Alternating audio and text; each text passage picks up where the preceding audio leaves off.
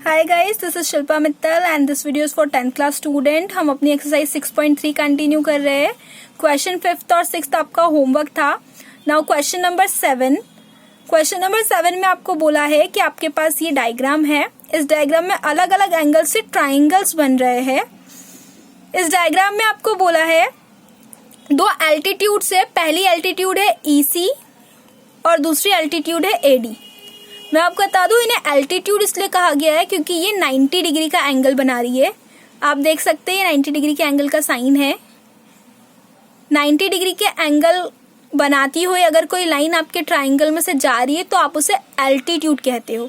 तो यहाँ मैं मेंशन एल्टीट्यूड कर रखा है, दैट मीन्स AD और C दोनों ही 90 डिग्री के एंगल्स बना रही है। और अगर ये एंगल 90 डिग्री का है तो उसका करस्पॉन्डिंग एंगल भी 90 डिग्री का होगा। अब आपसे कहा गया है कि ये दोनों ही एल्टीट्यूड्स एक दूसरे को P पॉइंट पर इंटरसेक्ट कर रहे। आप देख सकते हैं ये लाइन CE और ये लाइन AD एक दूसरे को P पॉइंट पर इंटरसेक्ट कर रहे हैं और आपको ये चार कंडीशंस शो करनी है, प्रूफ करके बतानी है कि ये चारों कंडीशंस ट्रू है। ट्राइंगल AEP ट्राइंगल CDP के सिमिलर है। Triangle AEP triangle AEP triangle CDP के सिमिलर है, ये आपको प्रूव करना है। तो फर्स्ट कंडीशन में हमें जो ट्राइंगल बोले हैं, हम केवल डायग्राम में से उतना ही पार्ट ले रहे हैं। फर्स्ट कंडीशन में हमें जिन दो ट्राइंगल्स के बारे में बोला है, डायग्राम का हमने उतना ही पार्ट लिया है ताकि हमें अच्छे से समझ में आ सके। तो हम देख सकते हैं कि ट्राइंगल AEP और ट्राइंगल CDP, यहाँ दोनों ही तरफ 90 डिग्री के एंगल्स का साइन बना है, मतलब दोनों ही एंगल्स इक्वल है क्योंकि दोनों ही 90 डिग्री के एंगल है। एंड ट्राइंगल APE और ट्राइंगल CPD, ट्राइंगल APE और एंगल CPD, इन दोनों ही एंगल्स को हम बोलते हैं वर्टिकली अपोजिट एंगल्स। तो ये दोनों एंगल्स हमेशा आपस में इक्वल होते हैं, तो APE और CPD भी आपस में वर्टिकली अपोजिट एंगल्स के तहत इक्वल होंगे। तो आपने देखा कि एक ही डायग्राम में हमने दो एंगल्स को इक्वल प्रूफ कर दिया है, तो जो रिमेनिंग तीसरा एंगल है वो ऑटोमेटिकली इक्वल हो जाता है। इसलिए हम ये कह सकते हैं कि by using angle similarity criterion, हमने एंगल सिमिलैरिटी प्रॉपर्टी का यूज करके इन दोनों ही ट्राइंगल्स को आपस में सिमिलर शो कर दिया है। तो यहाँ पर हमारी जो फर्स्ट कंडीशन थी triangle AEP similar to triangle CDP, ये हमने प्रूव कर दी है। अब अगर हम अपनी सेकंड कंडीशन देखें, triangle ABD and triangle CBE को हमें सिमिलर प्रूव करना है। ट्राइंगल ABD और ट्राइंगल CBE, हम पहले मेन डायग्राम में देखते हैं।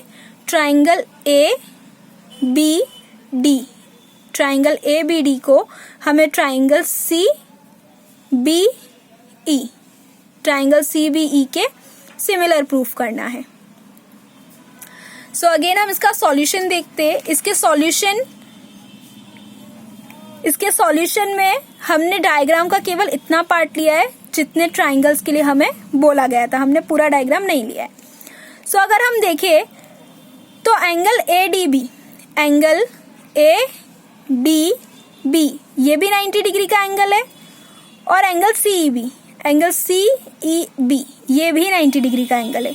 तो दो एंगल्स है जो कि 90 डिग्री के हैं, दैट मीन्स कि पहला एंगल दोनों ही 90 डिग्री के है, वो इक्वल प्रूव हो गए। दूसरा, आप इन दोनों ही ट्राइंगल्स के नाम में देख सकते हैं कि जो B है वो दोनों के लिए कॉमन है, that means angle B ABD और CBE, एंगल ABD और एंगल CBE, ये दोनों ही एंगल्स में जो पॉइंट B है, जो एंगल B है, ये कॉमन आ रहा है। ABD में भी और CBE में भी B कॉमन आ रहा है। तो हम कह सकते हैं कि 90 डिग्री का एंगल और कॉमन एंगल के कारण वापस एंगल सिमिलैरिटी प्रॉपर्टी का यूज करके हमने इन दोनों ही ट्राइंगल्स को इक्वल प्रूव कर दिया। या सिमिलर प्रूव कर दिया, क्योंकि अगर दो एंगल्स इक्वल है तो थर्ड एंगल जो रिमेनिंग एंगल है वो भी इक्वल ही होगा। अब अगर हम थर्ड कंडीशन देखें तो हमारी थर्ड कंडीशन है angle AEP and triangle ADB, triangle AEP and triangle ADB। हम डायग्राम में देखते हैं triangle AEP and triangle AEP and triangle ADB and triangle ADB। मतलब हमें ये ट्राइंगल वाला पार्ट लेना है। अगर हम इसका सॉल्यूशन देखें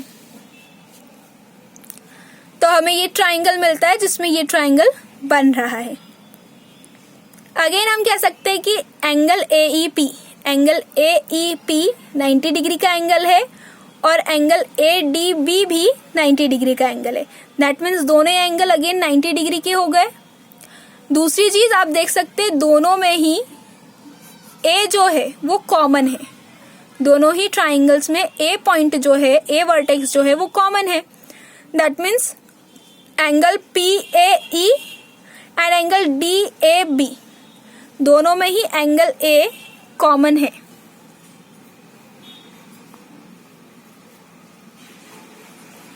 एंगल A कॉमन है एंगल PAE में, एंगल DAB में, तो ये कॉमन एंगल हो गया। अगेन हमने दो एंगल्स को सिमिलर प्रूफ कर दिया, इक्वल प्रूफ कर दिया, तो हमारे दोनों ट्राइंगल्स सिमिलर प्रूफ हो गए। नेक्स्ट हमें प्रूफ करना था, फोर्थ कंडीशन थी हमारी triangle PDC and triangle BEC, triangle PDC and triangle BEC। ये वाला ट्राइंगल लेकर चलना है हमें। इन दोनों को हमें इक्वल प्रूफ करना है, सिमिलर प्रूफ करना है। तो उसके अकॉर्डिंग हमारा ये डायग्राम बनता है। अब अगेन हम यहाँ देख सकते हैं दैट ट्राइंगल PDC,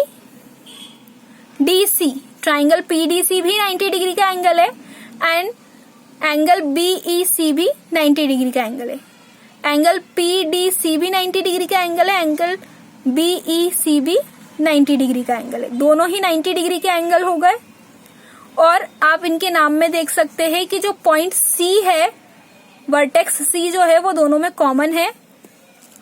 तो हम कह सकते हैं एंगल PCD और एंगल BCE, एंगल PCD और एंगल BCE ये दोनों में ही कॉमन है।